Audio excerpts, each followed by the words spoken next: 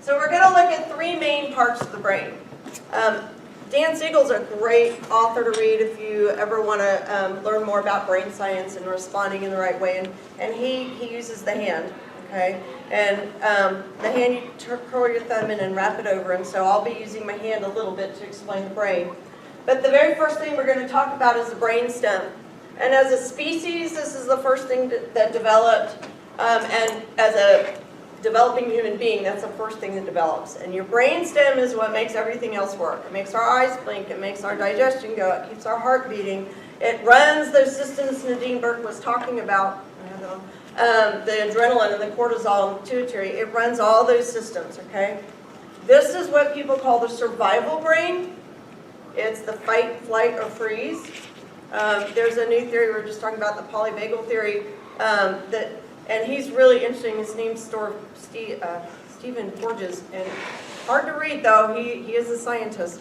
But what he's really starting to discover and show is that fight or flight is your first reaction to danger a lot of times. That freeze reaction comes when you're really, truly terrified, because your body, what your body is doing is actually shutting down. That's when you wet yourself. It's when people throw up. It's when people pass out. And so he said that if you're really, really terrified, you're in that freeze. And so what he talks about is people that you see that are extremely withdrawn and hiding, that a lot of times that might be that they're really in a deeper terror.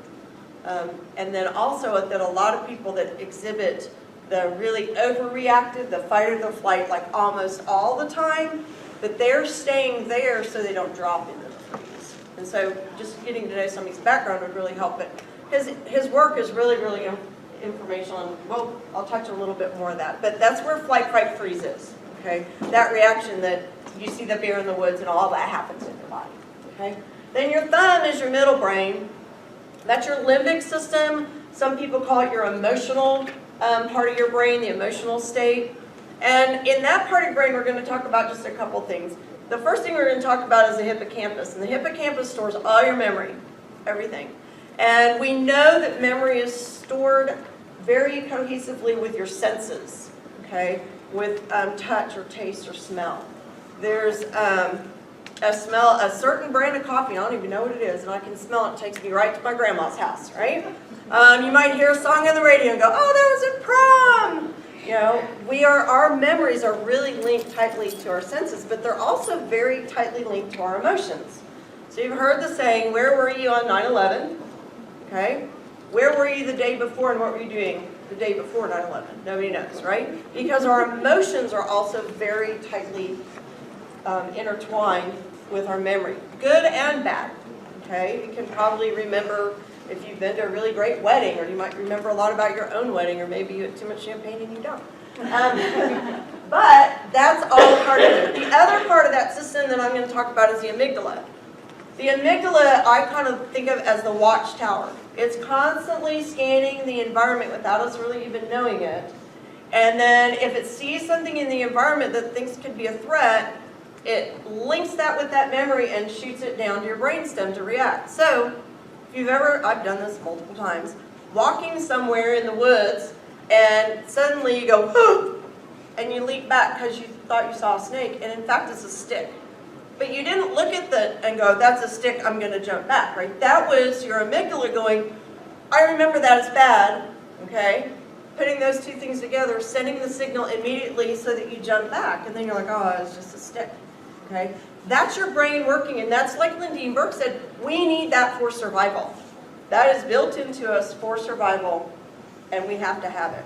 Okay? And when it becomes maladaptive is when it's just fired over and over and over again. We'll get into that. So the last part of our brain that develops and really doesn't even start developing until kids are 3 to 5 years old, and they say now it's not fully developed until they're in their 30s, and I have a 25 and 24-year-old, and I will tell you that that's very true. It's not fully developed. That's your cortex, and what we talk about is the prefrontal cortex. In the prefrontal cortex, that is where you can inhibit control.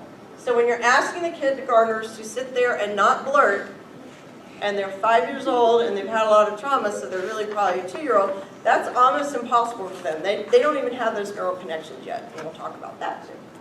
So it's inhibitory control, it's the ability to plan, it's the ability to look at consequences and decide what you're going to do and what you're not going to do. It's the ability to sequence things, it's working memory, taking this and immediately applying it there, but it's also, think of Tabitha, mental flexibility. It's the ability to hear your idea and my idea and be able to mold those two together. So really inflexible people might have difficulty with that prefrontal cortex.